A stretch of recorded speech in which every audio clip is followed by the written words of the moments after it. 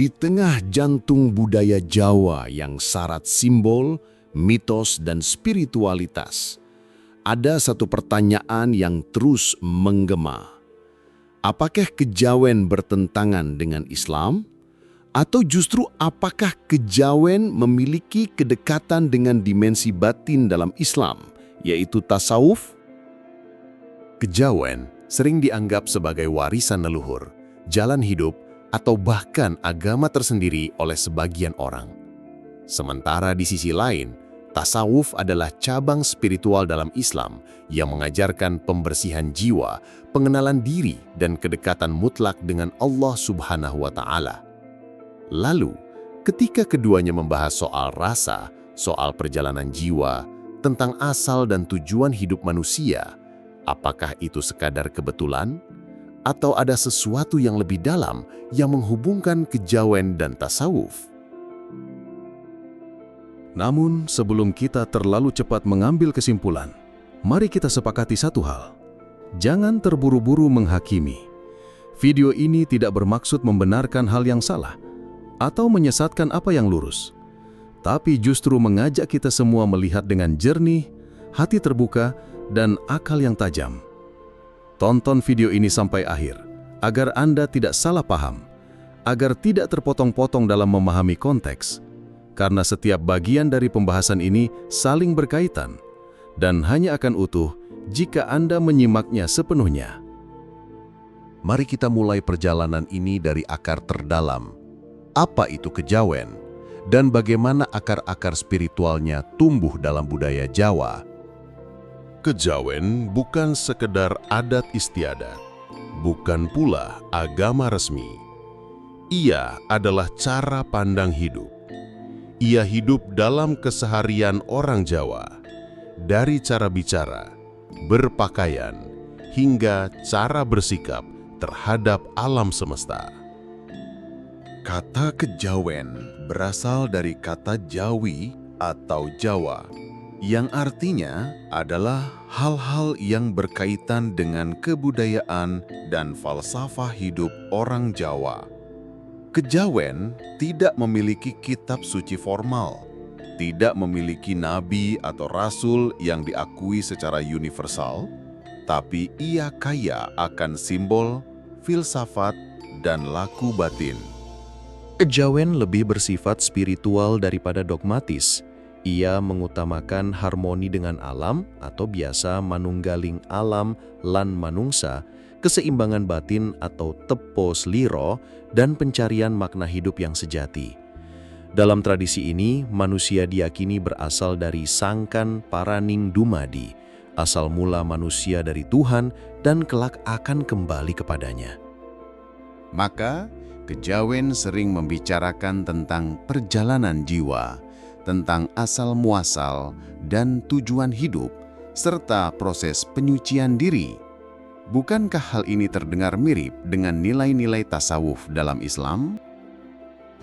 Dalam kejawen, praktik-praktik seperti topo bruto, tirakat, dan semedi menjadi bagian penting dari perjalanan spiritual. Semua ini bertujuan untuk meredam hawa nafsu dan mendekatkan diri pada Sang Pencipta. Namun penting dicatat, kejawen bukan tanpa kritik. Sebagian kalangan Islam memandang kejawen sebagai sinkretisme, pencampuran antara ajaran Hindu-Buddha, animisme, dan Islam. Maka, penting untuk memahami dengan jernih mana nilai-nilai universal yang masih sejalan dengan tauhid dan mana yang bertentangan dengan syariat Islam. Disinilah titik krusialnya. Apakah kejawen bisa diterima sebagai jalan spiritual yang sejalan dengan Islam atau justru menyimpang? Untuk menjawab itu, mari kita pahami dulu apa sebenarnya tasawuf itu.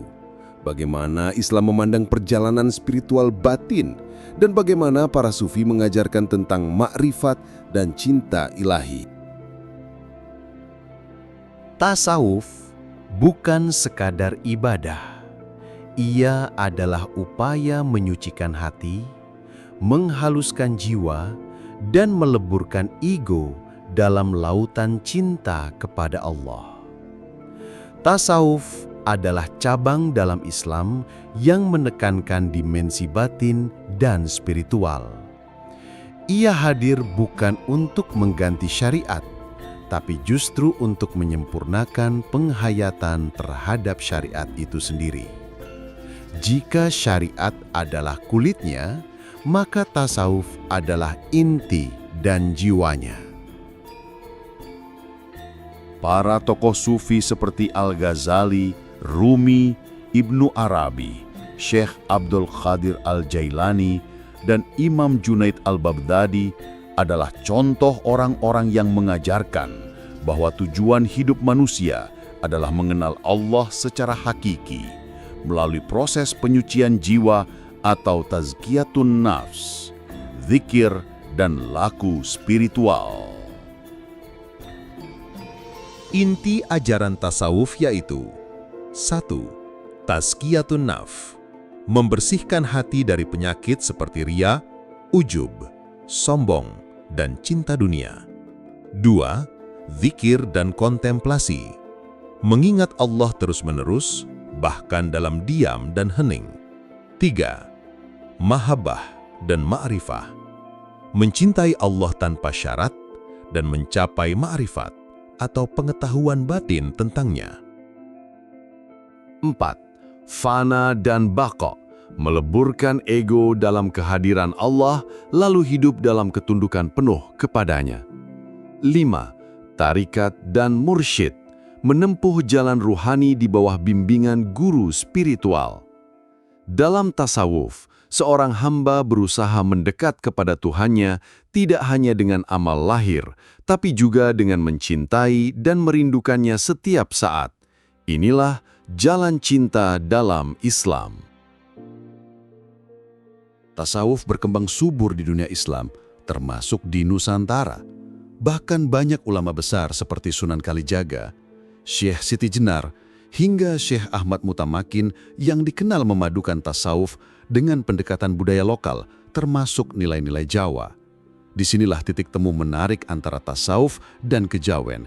Keduanya sama-sama menjelajahi batin manusia, mencari makna hidup sejati, dan menekankan perjalanan rohani menuju Tuhan. Tapi, tentu saja tetap ada batas. Tasawuf dalam Islam tetap berpijak pada tauhid yang murni, tidak mempersekutukan Allah, dan tunduk pada syariat. Kalau begitu, bagaimana sejarah hubungan kejawen dan tasawuf di Nusantara? Apakah para wali songo benar-benar menggunakan pendekatan tasawuf untuk berdialog dengan budaya Jawa? Ketika kita menyelami inti ajaran kejawen dan tasawuf, kita akan menemukan bahwa keduanya, meski berasal dari jalur sejarah dan istilah yang berbeda, sebenarnya berbicara dalam bahasa yang sangat mirip, bahasa jiwa. Yang pertama, kesadaran diri dan pembersihan hati. Baik kejawen maupun tasawuf menekankan pentingnya ngereti, memahami diri, eling, ingat akan asal-usul, dan waspada, senantiasa mawas diri. Dalam Islam, kita mengenalnya sebagai muhasabah, introspeksi, tazkiyatun nafsi, penyucian jiwa, dan dzikrullah, mengingat Allah.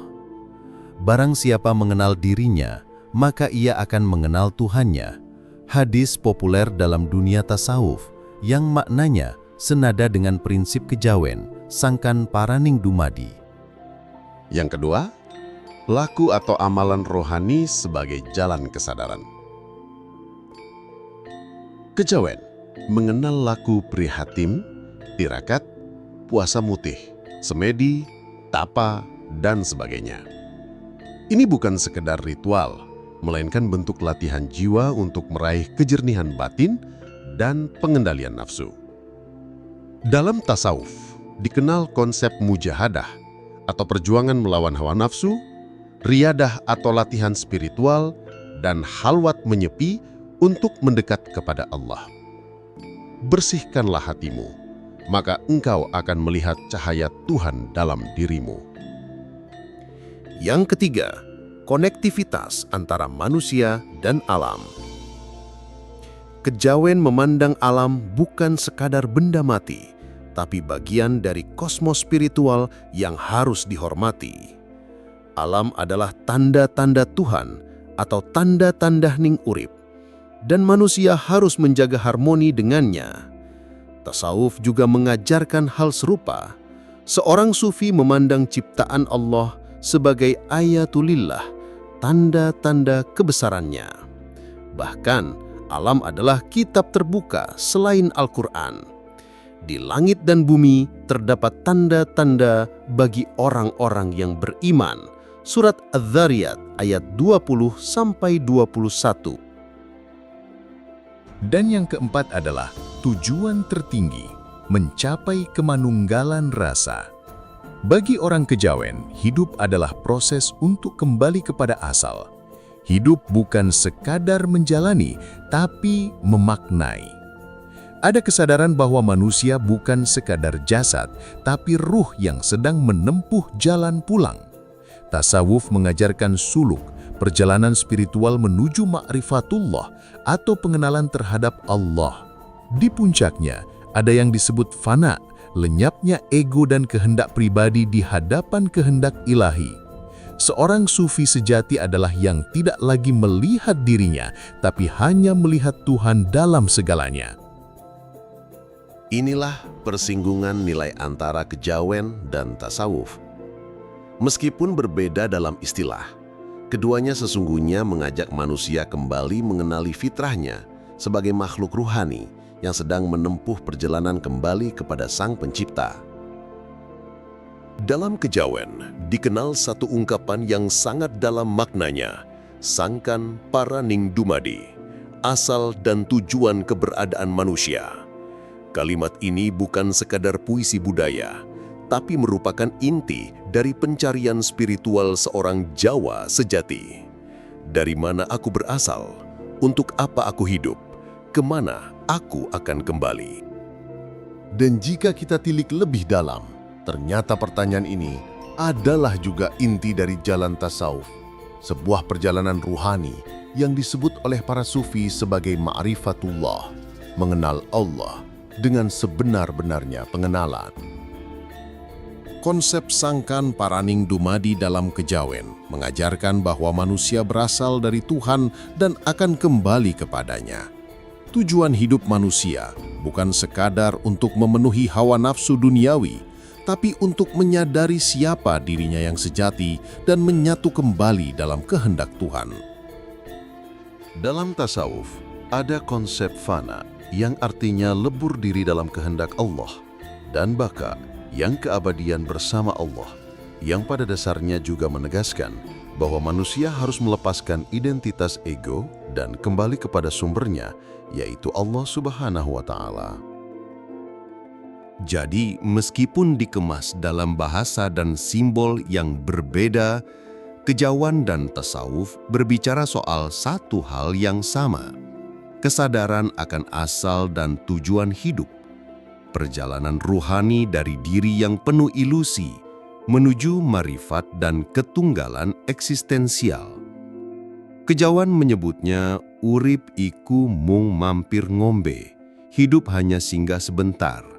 Tasawuf menyebutnya dunia hanyalah fata morgana, tempat kita diuji untuk pulang ke rumah abadi. Apakah Anda pernah bertanya dalam hati, siapa saya sebenarnya? Dari mana saya berasal? Untuk apa saya diciptakan? Dan kemana saya akan kembali? Jika ya, maka baik kejawen maupun tasawuf akan sama-sama menuntun Anda ke jawaban dengan cara yang mungkin berbeda, tapi berujung pada cahaya yang sama. Dalam budaya Jawa, ada satu kata yang sangat sukar diterjemahkan secara harfiah, tapi sangat dalam secara makna. Rasa. Bukan sekedar perasaan seperti dalam bahasa sehari-hari, tapi rasa adalah intuisi terdalam, sebuah getaran jiwa, suara hati, sambungan batin manusia dengan semesta, bahkan dengan Sang Pencipta. Dalam ajaran kejawen, perjalanan spiritual tidak selalu rasional dan tekstual. Ia lebih bersifat batiniah, intuitif, dan penuh simbol. Seorang yang menempuh jalan Roso tidak sekadar membaca kitab, tapi juga merasakan kebenaran melalui pengalaman hidup, laku prihatin, dan kontemplasi sunyi. Simbol-simbol seperti gunung, air, langit, api, dan angin dalam kejawen bukan sekadar elemen alam. Mereka adalah lambang tahapan batin. Misalnya, gunung melambangkan keteguhan dan pencarian menuju puncak kebenaran. Air melambangkan kesucian dan kelenturan dalam menempuh jalan hidup. Langit melambangkan keluasan jiwa dan keterbukaan kepada kehendak Tuhan. Sementara dalam tasawuf, konsep simbolisme dan rasa juga sangat kuat. Para sufi tidak hanya menyampaikan ajaran dalam bentuk dalil atau hukum, tapi juga dalam bentuk puisi, metafora, dan zikir rasa. Contohnya, Jalaluddin Rumi menggunakan tarian sebagai simbol keharmonisan jiwa dengan semesta. Imam Al-Ghazali menulis bahwa pengetahuan sejati hanya bisa dicapai jika hati bersih dan mampu merasakan cahaya kebenaran. Dalam zikir sufi, pengulangan nama-nama Allah atau Asmaul Husna bukan sekedar lafaz, tapi untuk membuka rasa terdalam dalam hati. Dalam kejawen, orang menyebut, kudu bisa nggayuh rasa sejati. Dalam tasawuf, para sufi berkata, man arafa nafsahu, faqad arafa robahu. Siapa yang mengenal dirinya, maka ia akan mengenal Tuhannya. Dua-duanya menekankan pentingnya pendakian batin, bukan sekadar penghafalan luar. Maka tidak heran jika tasawuf sangat mudah diterima dalam masyarakat Jawa yang spiritualitasnya sudah matang dalam tradisi rasa. Bagi orang Jawa, keheningan bisa lebih bermakna dari 1000 kata. Dan bagi para sufi, diam bisa menjadi bentuk ibadah paling dalam.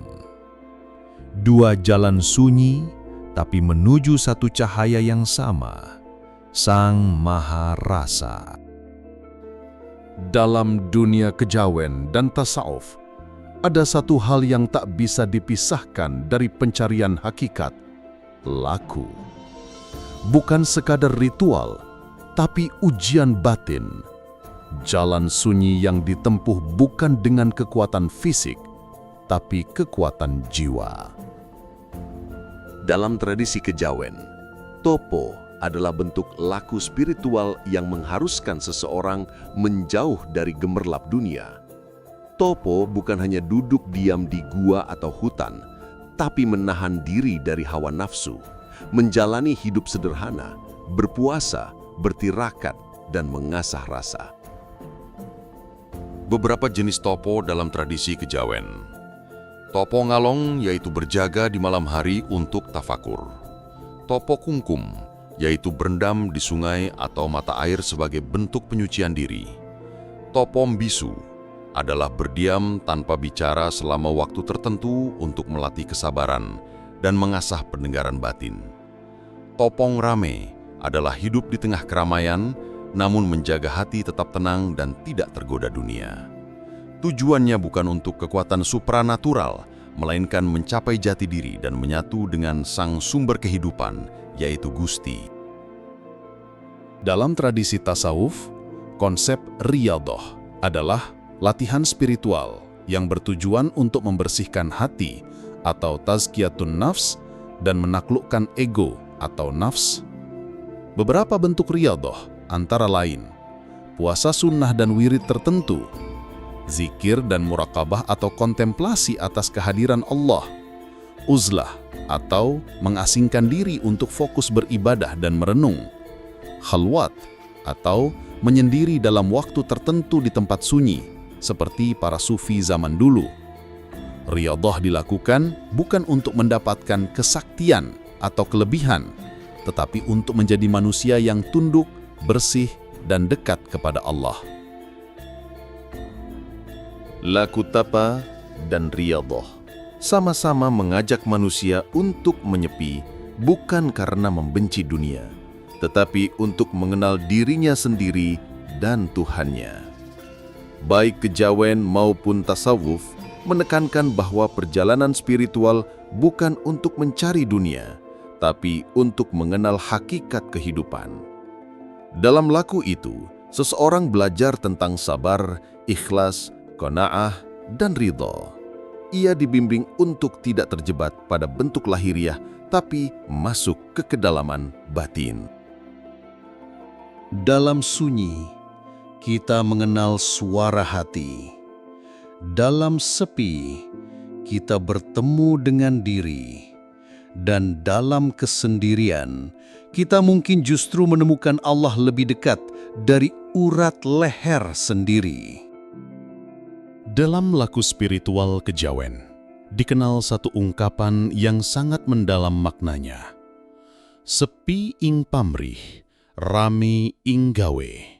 Artinya, tidak mengharapkan imbalan, tapi sibuk dalam karya dan pengabdian. Ungkapan ini bukan sekadar pepatah, melainkan cermin dari sikap hidup seorang yang matang secara spiritual. Dan uniknya, ajaran ini memiliki padanan yang sangat kuat dalam dunia tasawuf Islam. Dalam falsafah kejawen, sepi impamre adalah ajaran untuk mengosongkan hati dari hawa nafsu, dari keinginan pribadi, dari ego. Seseorang yang benar-benar sepi impamre akan melakukan kebaikan bukan karena ingin dipuji, bukan karena ingin dibalas, melainkan karena itu memang jalan hidupnya. Sedangkan rame ing gawe menekankan bahwa spiritualitas sejati tidak boleh membuat seseorang pasif, menyendiri, atau hanya berdoa di puncak gunung. Justru sebaliknya, semakin dalam seseorang memahami Tuhannya, semakin aktif ia memberi manfaat bagi sesama. Inilah laku hidup seorang manusia paripurna dalam kejawen. Dalam tasawuf, konsep ini sangat dekat dengan ikhlas, sebagaimana disebutkan dalam Al-Quran. Padahal, mereka tidak disuruh kecuali supaya menyembah Allah dengan memurnikan ketaatan kepadanya dalam menjalankan agama. Quran Surah Al-Bayyinah ayat 5. Seorang sufi diajarkan untuk berbuat tanpa berharap selain ridho Allah. Tidak mencari surga, tidak takut neraka, hanya cinta, hanya kerinduan akannya. Para sufi besar seperti Rabi'ah Al-Adawiyah bahkan pernah berkata, "Aku tidak menyembah Allah karena takut neraka atau mengharap surga, tapi aku menyembahnya karena cinta." Begitu pula dengan konsep rame ing gawe. Islam mengajarkan bahwa iman bukan hanya di hati, tapi dibuktikan dengan amal. Sebaik-baik manusia adalah yang paling bermanfaat bagi orang lain. Seorang hamba sejati adalah yang menyendiri bersama Allah di hati, tapi hadir nyata di tengah masyarakat. Beribadah dengan niat murni dan bekerja keras untuk membawa kebaikan. Dalam titik inilah terlihat bahwa ajaran kejawen yang otentik dan tasawuf yang murni berjalan beriringan. Keduanya mengajarkan hidup yang rendah hati, kerja keras tanpa pamrih, keikhlasan dalam beramal, koneksi batin yang kuat dengan Tuhan. Ini bukan sekadar kesamaan istilah, tapi kesatuan nilai. Saudaraku yang dirahmati Allah, jalan spiritual yang sejati, apakah ia berasal dari kejawen atau dari tasawuf, akan selalu berujung pada tauhid yang murni, pada cinta ilahi yang tanpa syarat, dan pada pengabdian yang ikhlas. Mari jadikan hidup ini sebagai ladang pengabdian. Bekerja bukan untuk dipuji, beramal bukan untuk dibalas. Karena sesungguhnya, hidup bukan tentang apa yang kita dapatkan, tapi tentang apa yang kita berikan. Sepi ing pamreh, rame ing gawe. adalah jalan para kekasih Tuhan. Saudaraku yang dimuliakan Allah, dari awal hingga akhir, kita telah menapaki jejak-jejak spiritualitas Nusantara, menyusuri filosofi kejawen yang ternyata memiliki banyak irisan mendalam dengan ajaran tasawuf Islam. Dari Manunggaling Kaula Gusti, Sangkan Paraning Dumadi, hingga Sepi Impamrih Rame Inggawe, kita menyaksikan bahwa ketika kejawen menyentuh aspek rohani terdalam, maka ia sebenarnya sedang berjalan di jalur yang sangat dekat dengan ajaran Islam. Bukan berarti semua ajaran kejawen bisa dibenarkan, tidak. Tapi di balik simbol, istilah, dan budaya, ada ruh yang mengajak manusia untuk mengenal Tuhan, menyatu dalam cinta, dan hidup dengan penuh makna. Kita tidak sedang mengajak untuk mencampur adukan akidah. Kita juga tidak sedang membenarkan semua bentuk sinkretisme. Namun, kita mengajak untuk melihat dengan mata hati, menilai dengan hikmah, dan mengambil nilai-nilai kebaikan yang sejalan dengan Islam. Karena sesungguhnya, spiritualitas tidak mengenal sekat selama ia mengantarkan kita pada Tuhan yang Esa. Kebenaran akan tetap berdiri tegak dan cahaya akan selalu menemukan jalannya. Sahabat sekalian yang budiman, jika video ini membuka wawasanmu, membuatmu merenung lebih dalam, atau mungkin menimbulkan pertanyaan-pertanyaan baru dalam hatimu, silahkan tinggalkan komentar di bawah. Mari kita berdiskusi dengan adab, saling melengkapi dalam kebaikan, dan menjaga kerukunan dalam keberagaman. Jangan lupa untuk like jika kamu merasa konten seperti ini penting untuk terus disebarkan. Dan subscribe channel ini agar kamu tidak ketinggalan video-video berikutnya yang akan membahas lebih dalam tentang Islam, sejarah, tasawuf, dan budaya Nusantara. Karena satu klik darimu bisa jadi menjadi jalan dakwah yang menginspirasi banyak jiwa lainnya. Semoga Allah memberikan kita semua hati yang bersih, pikiran yang terbuka, dan jalan yang lurus untuk mengenalnya lebih dekat. Semoga ilmu yang kita pelajari hari ini menjadi cahaya dalam hidup kita dan menjadi bekal saat kita kembali kepadanya kelak. Amin ya Rabbal Alamin.